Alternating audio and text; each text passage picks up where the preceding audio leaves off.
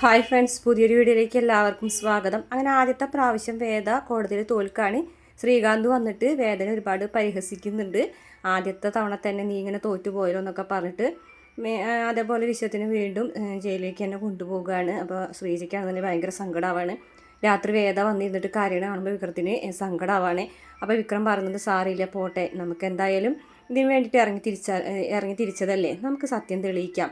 അതിന് ഞാൻ വേണ്ടതൊക്കെ ചെയ്തു തരാമെന്ന് പറയാണ്. കാരണം അവർ ഇനി ഒരുമിച്ച് തന്നെ നിൽക്കുകയാണ് കേട്ടോ, വേദയും വിക്രമും കൂടിയിട്ട്. പിന്നെ അതുപോലെ തന്നെ വിക്രം നമ്മളെ ശ്രീകാന്തിൻ്റെ വീട്ടിലേക്ക് വീണ്ടും വരുന്നുണ്ട് കേട്ടോ. ഏതായാലും രണ്ടുപേരും കൂടെ എന്തോ തരികിട ഒപ്പിക്കുകയാണ് ചെയ്യുന്നത്. രണ്ടുപേരും കൂടെ എവിടേക്കോ പോയി സത്യം തെളിയിക്കുകയാണ്. രാത്രി വിക്രവും വേദയും കൂടെ ഒരുമിച്ച് പോയിട്ടാണ് എവിടെയൊക്കെ ചെന്ന് കല്ലെറിയണതൊക്കെ കാണിക്കുന്നുണ്ട്. അപ്പോൾ എന്തായാലും വിക്രവും വേദയും കൂടെ ഒരുമിച്ച് ഇറങ്ങിയിട്ടാണ് സത്യം തെളിയിക്കുന്നത്. അപ്പോൾ വേദ പറയുന്നുണ്ട്, വേദമല്ല വിക്രം പറയുന്നുണ്ട്, നീയും കൂടെ എൻ്റെ കൂടെ വന്നിട്ടുണ്ടെങ്കിൽ നീ പെട്ടുപോകൂടി എരുമേന്നും പറയാണ്. അപ്പോൾ വേദ പറയുന്നുണ്ട്, എന്തായാലും ഈ പോത്ത് പെടുകയല്ലേ, അപ്പോൾ പിന്നെ പോത്തിൻ്റെ കൂടെ ഒരു എരുമയും കൂടി ഇരുന്നോട്ടെ എന്നൊക്കെ പറയും കേട്ടോ.